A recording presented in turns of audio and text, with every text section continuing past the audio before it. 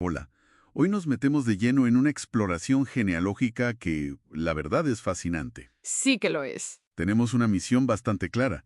Queremos ver si hay conexión y cuál entre una rama de la familia García, que tenemos documentada desde el siglo XIX, y un linaje histórico muy potente, los de la Garza Falcón. Exacto. Una familia, esta última, que fue, bueno, absolutamente central en la fundación y el desarrollo de todo el noreste de México. Así que tenemos por un lado a los García, del 19 para acá, y por otro a los de la Garza Falcón, con raíces mucho más antiguas. Precisamente.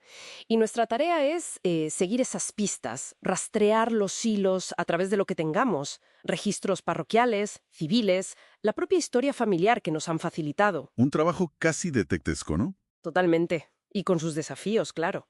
Nombres que se repiten muchísimo, ¿eh? Archivos con lagunas, documentos perdidos, lo típico en genealogía. Ya. Pero bueno, veremos si podemos confirmar ese posible vínculo a través de los siglos, y más en una zona de tanto movimiento como fue y es el noreste mexicano. Vale, pues vamos al lío. Empezamos con los García.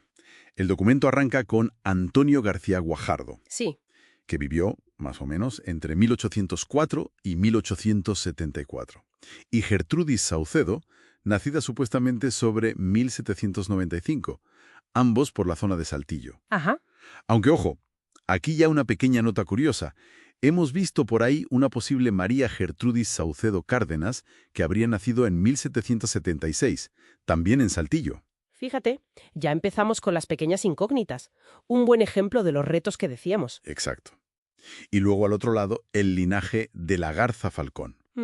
Un apellido de peso, mucho peso histórico en la región. Claro. Hay que pensar en figuras como el capitán Blas de la Garza Falcón y Tremiño, nacido en 1591. Finales del 16. Sí, sí, hijo de Marcos Alonso de la Garza, que fue nada menos que uno de los fundadores de Monterrey. Casi nada. Y curiosamente, o más bien significativamente, este Blas se casó en Saltillo. En Saltillo, como los García que mencionamos. Exacto, ahí ya tenemos una primera conexión geográfica. Este linaje de la Garza Falcón tuvo una presencia muy fuerte en Coahuila, Nuevo León, Tamaulipas. Toda la zona coincide. Vale, vale. Zona común, apellidos históricos. Pero, ¿y la conexión directa? Aquí es donde la cosa se pone realmente interesante, creo. Sí. Porque hay una fuente externa, una historia familiar titulada García Gitar Family History, Ajá, ¿la hemos consultado? que ya nos dice algo muy potente, que los fundadores de la Garza, Marcos Alonso y Juana de Treviño, originaron 7 líneas familiares dentro del árbol de los García. 7. Sí, es una afirmación fuerte. Y no solo eso, apunta específicamente a su hijo, al capitán Blas, el de 1591, Sí. como el origen de una de esas 7 líneas.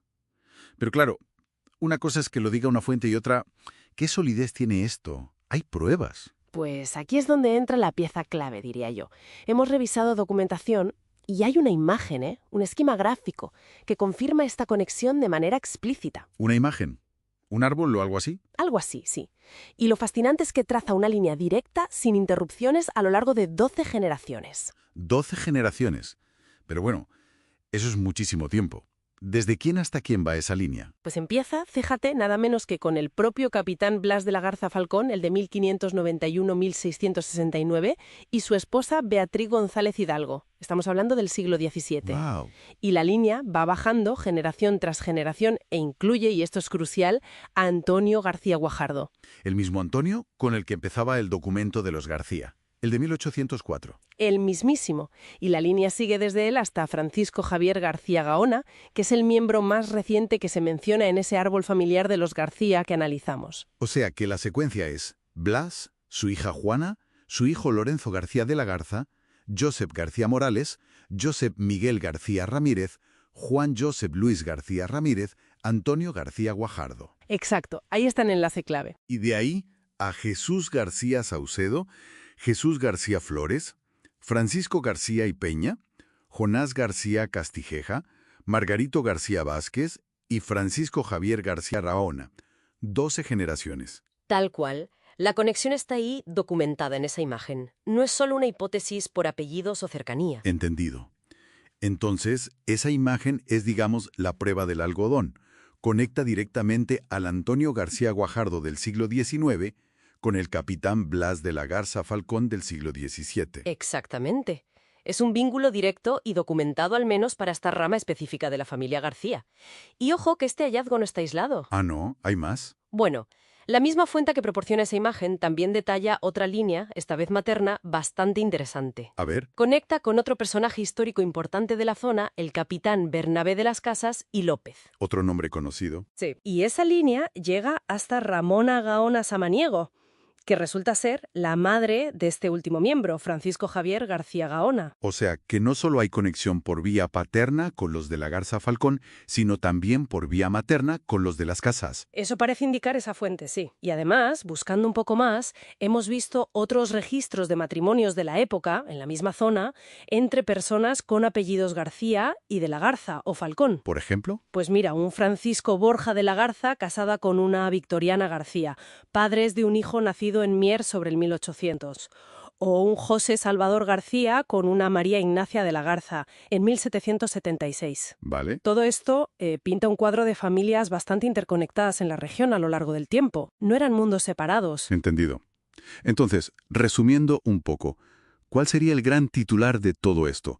¿Qué significa realmente? Pues el significado es potente, creo yo. Hemos validado una conexión ancestral directa, un lazo que se extiende por más de 3 siglos. 3 siglos. Sí, uniendo a esta familia García, contemporánea, o al menos a la rama que hemos estudiado, con una de las estirpes fundadoras clave del noreste de México, los de la Garza Falcón. ¿A través del capitán Blas? A través del capitán Blas de la Garza, Falcón y Tremiño, por línea paterna directa. Es un puente documentado hasta el siglo XVII.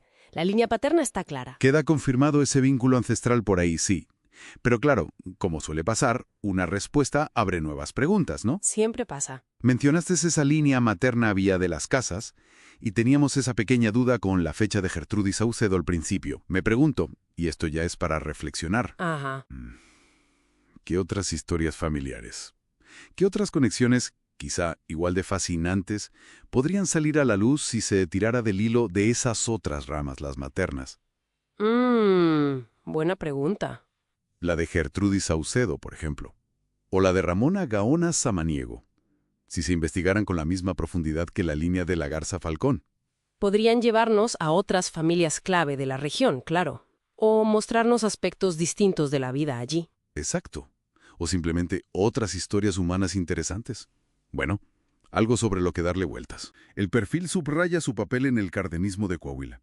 A ver, para situarnos un poco, ¿podrías recordar brevemente qué implica el cardenismo? Así, en general. Claro, el cardenismo, bueno, es una corriente política mexicana importante. Bebe del legado del presidente Lázaro Cárdenas y se enfoca mucho en temas de justicia social, soberanía nacional, el reparto agrario, lo clásico, digamos. Vale. En este contexto, García Gaona, según leemos, lideró primero el movimiento cardenista coahuilense, que se registró en 2013.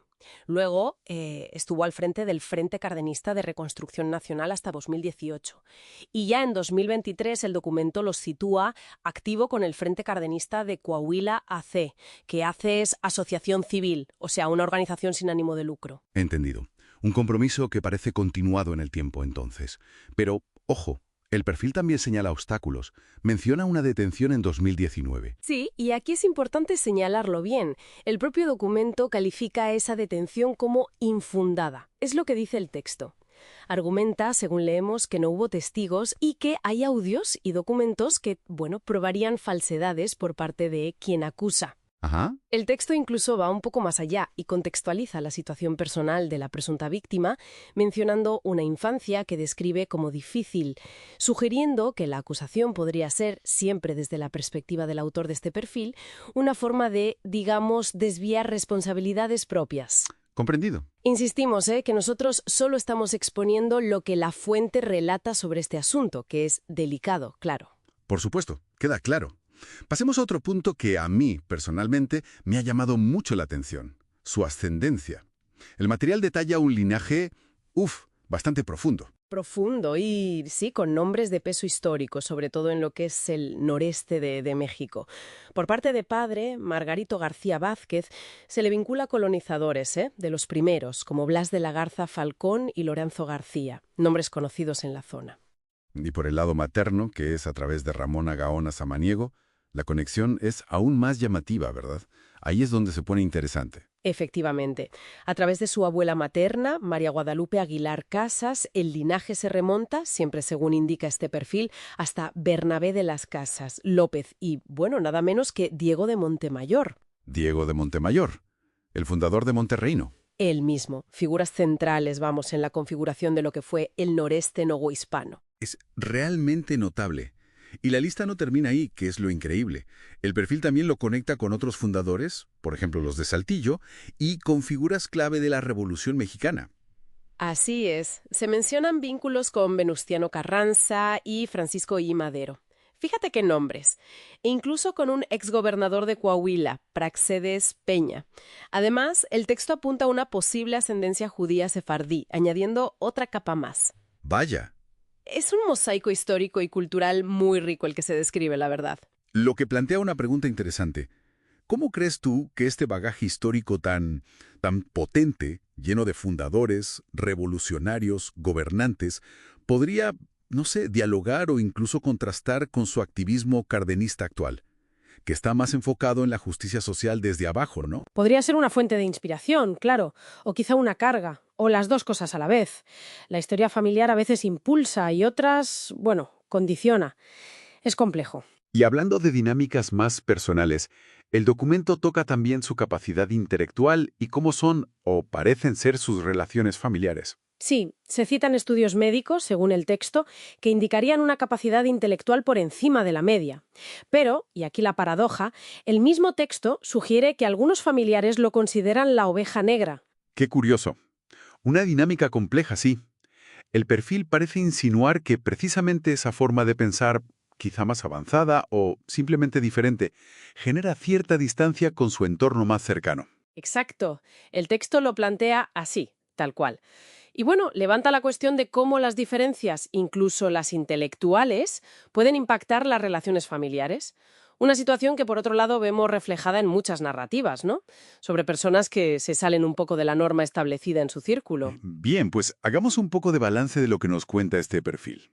Tenemos a un activista político, con una raíz cardenista clara, implicado en una situación legal que la fuente describe como compleja, portador de un linaje histórico impresionante que va desde fundadores coloniales hasta líderes revolucionarios, y con una inteligencia reconocida que, según este mismo texto, parece generarle ciertos roces familiares. Es un cuadro completo. Sí, como reflexión final, y siempre basándonos en lo que expone este perfil concreto, resulta llamativo pensar en esa combinación.